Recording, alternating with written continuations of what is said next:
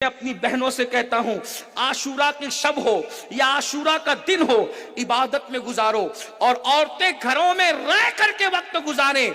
और बहनों से कहता हूं, अगर तुम्हें इमाम हुसैन से मोहब्बत है तो आज अहद करके उठो कि मौला हुसैन को पर्दा पसंद था, आज के बाद मुझे कोई भी बेपर्दा नहीं देखेगा। इमाम हुसैन की अम्मी को पर्दा पसंद था, आज के बाद मुझे बेपर्दा कोई नहीं दे। आज जो हम कहते हैं ना बेटियां भाग रही है और बेटियों के साथ ये हो रहा है, इसकी सबसे बड़ी वजह बेपर्दगी है। जब तक के बच्चियां पर्दे में रही, हमारी बच्चियों की गैरत का आलम यह था कि सगे चचाजाद भाई से भी हमारी बेटियां पर्दा करती थी, सगे मामूजाद भाई से भी हमारी बेटियां पर्दा करती थी, देवर से भी हमारी बेटियां पर्दा करती थी, जेठ से भी हमारी बेटियां पर्दा करती थी, इसी तरह से बहन भाई से भी हमारी बेटियां पर्दा करती थी। लेकिन आज सबके सामने बेपर्दा। और आज क्या कहा जाता है, आंखों में पर्दा होना चाहिए, चेहरे पे पर्दे का क्या मतलब? तो आपका ये गंदा जुमला कहां कहां जलजला पैदा कर रहा है, तुम्हें पता है? इसका मतलब जिन्होंने पर्दा किया उनकी आंखों में पर्दा न था। इसका मतलब जिन्होंने पर्दा किया उनकी आंखों में हया न थी। किस तरह बदतरीन जुमले लोग अपनी जिहालत की वजह से कहते हैं और अपनी गंदगी को छुपाने के लिए कितनी पाकीज़ा हस्तियों पे उंगली उठाते हैं। पता है तुम्हें, जिस दिन अल्लाह के रसूल ने सवाल किया था मिंबर पे बैठकर, ऐ मेरे सहाबा बताओ औरत के लिए सबसे बेहतरीन चीज क्या है, औरत के लिए सबसे बेहतरीन चीज क्या है? सब सहाबा चुप हो गए, खामोश हो गए कि बेहतरीन चीज औरत के लिए क्या है। मौला अली उठे उस महफिल से और उठकर घर में गए और घर में जाकर के पूछा, फातिमा बताओ औरत के लिए सबसे बेहतरीन चीज क्या है? तो सैयदा फातिमा ने जवाब दिया, ऐ मेरे सरताज, औरत के लिए सबसे बेहतरीन चीज ये है कि उसको कोई अजनबी मर्द देख ना सके, उसको कोई अजनबी मर्द देख ना सके। मौला अली अर्ज किया, या रसूल अल्लाह, औरत के लिए सबसे बेहतरीन चीज ये है कि औरत को कोई अजनबी मर्द देख ना सके। हुजूर ने पूछा, ये जवाब किसने दिया?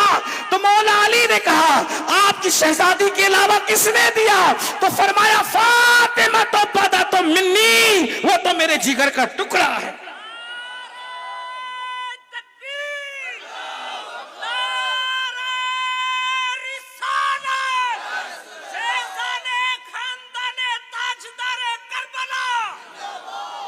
मेरे भाइयों मेरी बहनों, फातिमा ज़हरा तो ये फरमाए कि औरत के लिए सबसे बेहतर चीज यह है कि औरत को कोई न देखे। और आज हमारे घर की औरतों को कौन नहीं देखता, हमारी बेटियों को कौन नहीं देखता। और फिर जब बेटियां किसी का हाथ पकड़ के जाती है तो फिर खून के आंसू रोकर कहते हैं कि मेरी बेटी चली गई, कसूर किसका है? हमारी बेटियां ऐसी नहीं है, लेकिन हमारी तरबियत की गलतियों ने आज इस मकाम पर हमें ला करके खड़ा किया है। इसलिए घर की सही तरबियत करो, घर में दीनी माहौल पैदा करो। 10 दिन के हुसैनी मत बनो, जिंदगी भर के हुसैनी बनो, ताकि दुनिया भी कामयाब हो जाए, आखिरत भी कामयाब हो जाए। और यजीदियत पे लानत करो, यजीदी किरदार पे लानत करो और उससे दूर हटो। आज से पहले अगर कोई माअज़ल्लाह जिना की तरफ गया, शराब की तरफ गया, जुआ की तरफ गया, बदकारी की तरफ गया, बेपर्दगी की तरफ कोई कहीं गया, अगर वो आज सच्चे दिल से तौबा कर ले तो अल्लाह उसे माफ करेगा, रसूलुल्लाह भी माफ करेंगे। और इमाम हुसैन उसे प्यार से कहेंगे, जैसे गलती करने वाले हुर को मैंने आजाद कर दिया था, जा मैं तुझे भी माफ करता।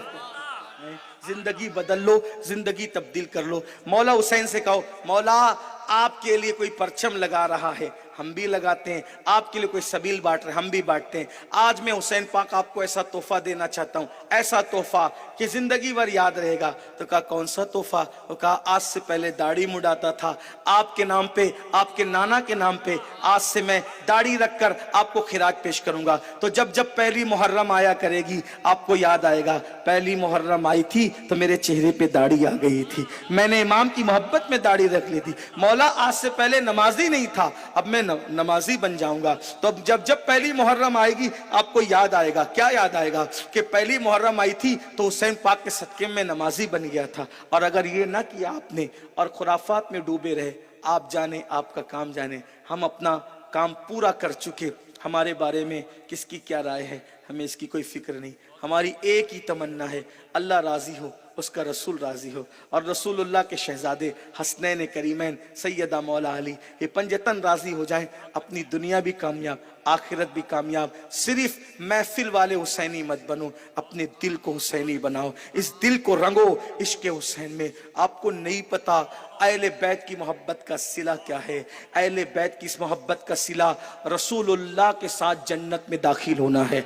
आप क्या समझ